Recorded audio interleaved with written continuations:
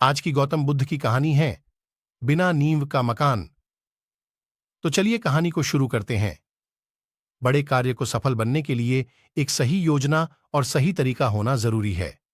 गौतम बुद्ध की यह कहानी अंत तक जरूर देखें और दोस्तों के साथ शेयर करें। किसी समय एक नगर में राम और श्याम नामक दो धनी व्यापारी रहते थे। वे दोनों ही अपने धन और वैभव का बड़ा प्रदर्शन करते थे। एक दिन राम अपने मित्र श्याम के घर उससे भेंट करने के लिए गया। राम ने देखा कि श्याम का घर बहुत विशाल और 3 मंजिला था।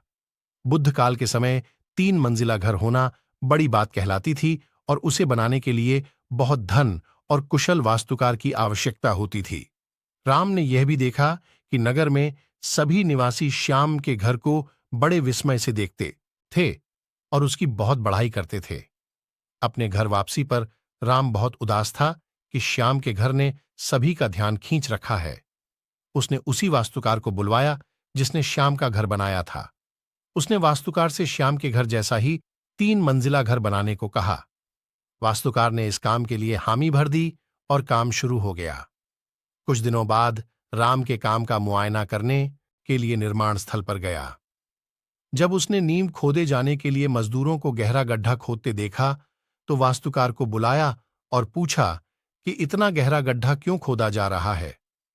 मैं आपके बताए अनुसार 3 मंजिला घर बनाने के लिए काम कर रहा हूं, वास्तुकार ने कहा।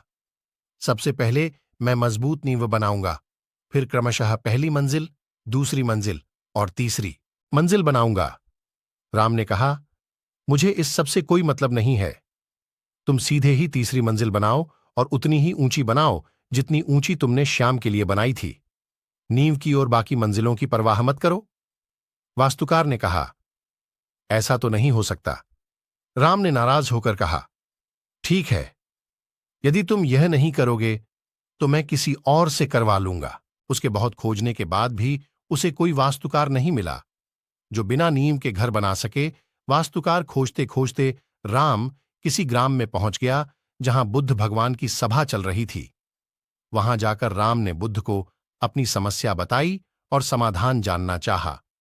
बुद्ध बोले, बिना नींव के घर कभी नहीं बन सकता, और यदि बन भी गया तो वह बारिश, आंधी और गर्मी को सह नहीं पाएगा, बल्कि समय से पहले ही गिर जाएगा।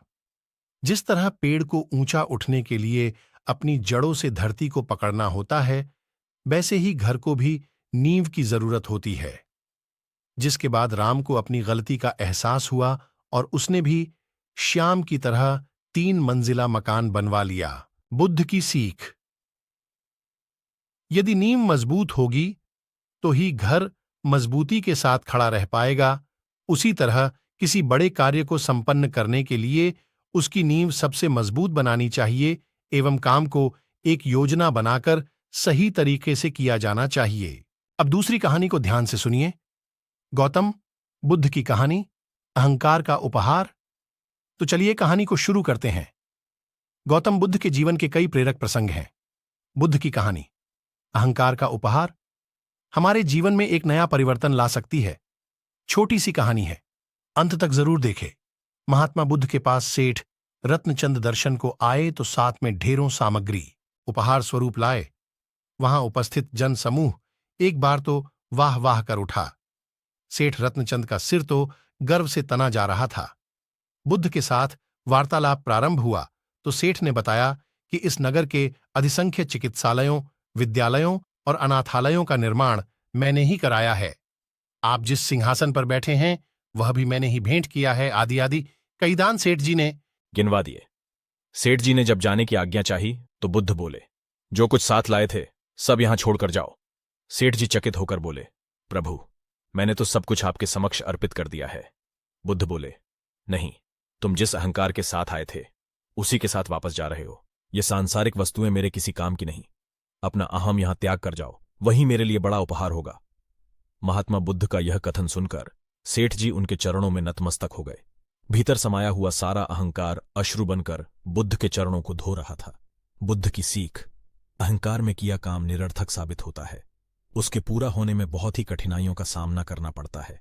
इसलिए अहंकार से नहीं, स्वच्छ मन से कार्य करना चाहिए।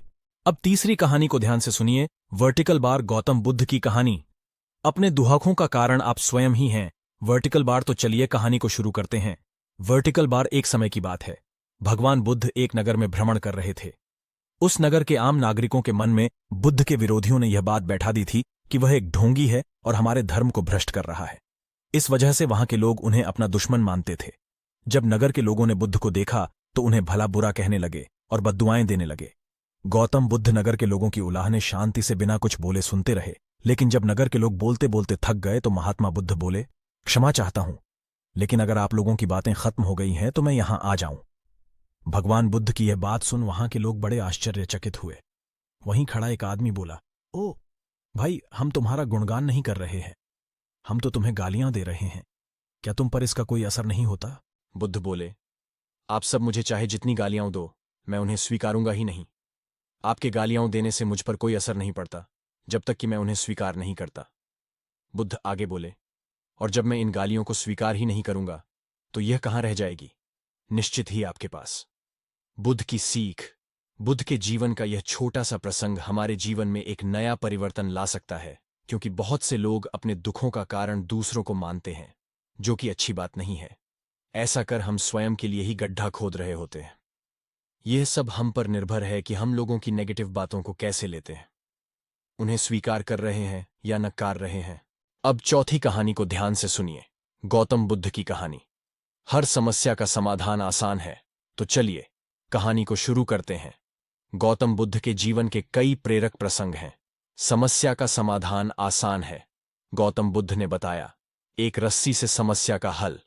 गौतम बुद्ध की एक प्रचलित कथा के अनुसार एक दिन सुबह सुबह सभी शिष्य बुद्ध के प्रवचन सुनने के लिए एक साथ बैठे हुए थे।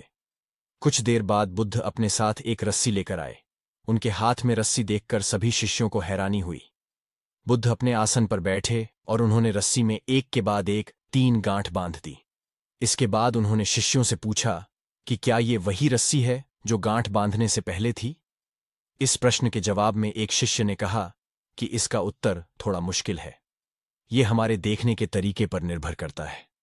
एक तरह से तो रस्सी वही है, इसमें कोई बदलाव नहीं है। एक अन्य शिष्य ने कहा कि अब इसमें 3 गांठें लगी हुई हैं, जो कि पहले रस्सी में नहीं थी। इसे बदला हुआ भी कह सकते हैं। कुछ शिष्यों ने कहा कि वास्तव में मूल रूप से रस्सी वही है, लेकिन बदली हुई दिख रही है, लेकिन इसका मूल स्वरूप बदला नहीं है। शिष्यों की बात सुनकर बुद्ध ने कहा कि आप सभी सही बोल रहे हैं, अब मैं इन गांठों को खोल देता हूं। ये बोलकर बुद्ध रस्सी के दोनों सिरों को खींचने लगे। बुद्ध ने पूछा कि क्या इस प्रकार रस्सी की गांठें खुल जाएंगी? सभी शिष्यों ने कहा कि नहीं, ऐसा करने से तो गांठें और ज्यादा कस जाएंगी, इन्हें खोलना और मुश्किल हो जाएगा। बुद्ध ने कहा कि ठीक है, अब एक अंतिम प्रश्न, इन गांठों को खोलने के लिए हमें क्या करना होगा? शिष्यों ने कहा कि हमें इन गांठों को ध्यान से देखना होगा, जिससे हम जान सकें कि इन्हें कैसे लगाया गया है। इसके बाद हम गांठें आसानी से खोल सकते हैं। बुद्ध इस जवाब से संतुष्ट हो गए और उन्होंने कहा कि ये सही बात है। हम परेशानियों में फंसे रहते हैं और बिना कारण जाने ही उनका हल खोजने लगते हैं, जबकि हमें पहले समस्याओं के मूल को समझना चाहिए। जब समस्याओं की वजह समझ आ जाएगी तो उन्हें सुलझाना बहुत ही आसान हो सकता है। बुद्ध की सीख। समस्या आने पर हम समस्या को समझे बिना ही उसका हाल यहां वहां खोजने लगते हैं और समस्या को और कठिन बना लेते हैं। इसलिए पहले समस्या को समझने का प्रयास करना चाहिए। यदि समस्या की वजह समझ आ गई तो उसका समाधान और भी आसान हो जाएगा।